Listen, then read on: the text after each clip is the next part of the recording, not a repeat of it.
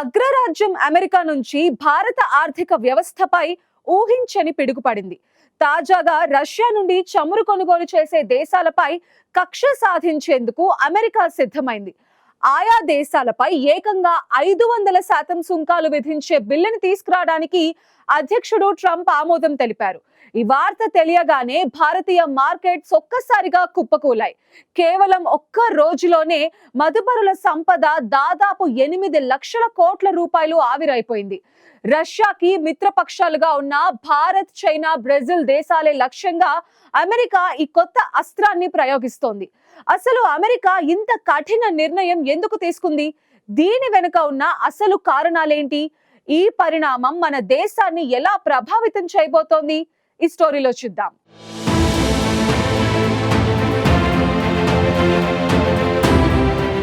America అధ్యక్షుడు Trump తీసుకున్న తాజా నిర్ణయం ఇప్పుడు అంతర్జాతీయ వాణిజ్య వర్గాల్లో పెను ప్రకంపనలు సృష్టిస్తోంది. సాధారణంగా ఏ దేశమైనా ఇతర దేశాల దిగుమతులపై 10% లేదా 20% పన్నులు విధిస్తేనే అక్కడి వ్యాపారాలు తల్లడిల్లిపోతాయి.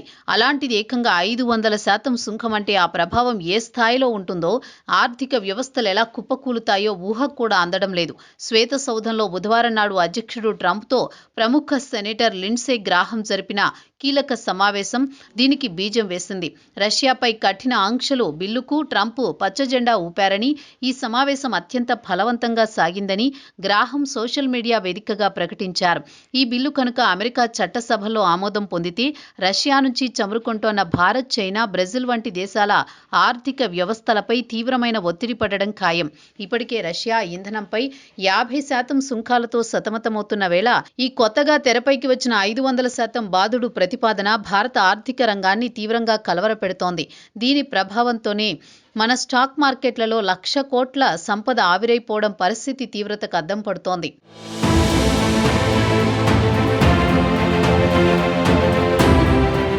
అసలు అమెరికా ఇంత కఠినంగా మిత్ర దేశాల్ని కూడా చూడకుండా వ్యవహరించడానికి ప్రధాన కారణం ఉక్రెయిన్ యుద్ధమే. రష్యా అధ్యక్షుడు పుతిన్ వ్యవహరిస్తోన్న తీరుపై అమెరికా పాలక వర్గం తీవ్ర ఆగ్రహంతో రగిలిపోతోంది. శాంతి స్థాపన కోసం ఉక్రెయిన్ ఎన్నో త్యాగాలకు, మినహాయింపులకు సిద్ధపడింది. కానీ పుతిన్ మాత్రం కేవలం మాటలతో కాలం వెళ్లబుచ్చుతూ అమాయకులను పొట్టన పెట్టుకుంటూనే ఉన్నారు అని అమెరికా సెనేటర్ గ్రాహం ఆవేదన వ్యక్తం చేశారు.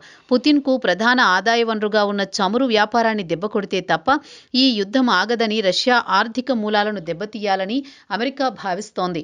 భారత్, చైనా, బ్రెజిల్ వంటి దేశాలు రష్యా నుంచి భారీగా చమురును కొనుగోలు చేస్తూ పరోక్షంగా పుతిన్కు యుద్ధం చేయడానికి కావలసిన డబ్బును సమకూరుస్తున్నాయని అమెరికా బలంగా నమ్ముతోంది. ఆయా దేశాల నుంచి చమురు అమ్మకాల ద్వారా వచ్చే ఆదాయంతో రష్యా ఉక్రెయిన్లో నిత్యం రక్తపాతం సృష్టిస్తోందని, దీనిని అడ్డుకోవడానికి ఈ కఠినమైన బిల్లును తెస్తున్నామని గ్రాహం స్పష్టం చేశారు. యుద్ధాన్ని ఆపడానికి ఇదొక్కటే మార్గమని వారు భావిస్తున్నారు.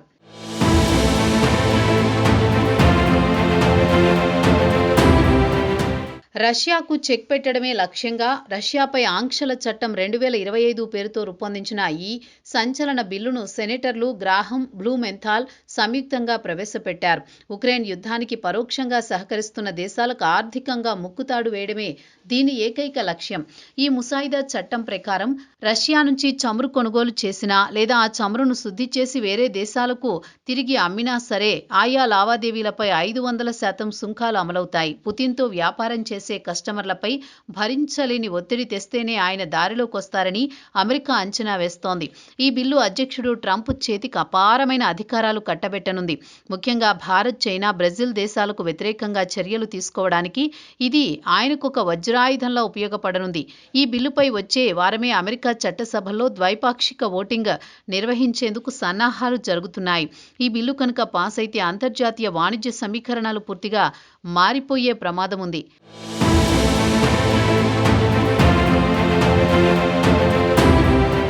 భారతదేశ పరిస్థితి ఇప్పుడు ముందు నుయ్యి వెనుక గొయ్యి అన్న చందంగా మారింది. ప్రపంచంలో 3వ అతిపెద్ద చమురు దిగుమతిదారుగా ఉన్న మన దేశం తన ఇంధన అవసరాల్లో 88% విదేశాల నుంచే దిగుమతి చేసుకుంటోంది. నిజానికి 2021 వరకు మన చమురు దిగుమతుల్లో రష్యా వాటా 1% కంటే తక్కువే. ఖచ్చితంగా చెప్పాలంటే 0.2% మాత్రమే ఉండేది. కానీ ఉక్రెయిన్ యుద్ధం తర్వాత రష్యా తక్కువ ధరకే చమురు ఇవ్వజూపడంతో మన దిగుమతుల్లో రష్యా వాటా ఏకంగా 40% ఎగబాకింది.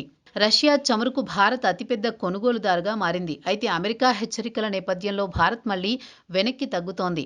కెప్లర్ సంస్థ వెల్లడించిన తాజా గణాంకాల ప్రకారం పోయిన ఏడాది నవంబర్లో భారత్ రోజుకు 1.84 మిలియన్ బ్యారెళ్ల చమురును రష్యా నుంచి దిగుమతి చేసుకోగా డిసెంబర్ నాటికి అది 1.2 మిలియన్ బ్యారెళ్లకు పడిపోయింది. అంటే అమెరికా ఒత్తిడికి తలొగ్గి భారత్ ఇప్పటికే రష్యా చమురును గణనీయంగా తగ్గించుకుంటూ వస్తోందన్నమాట.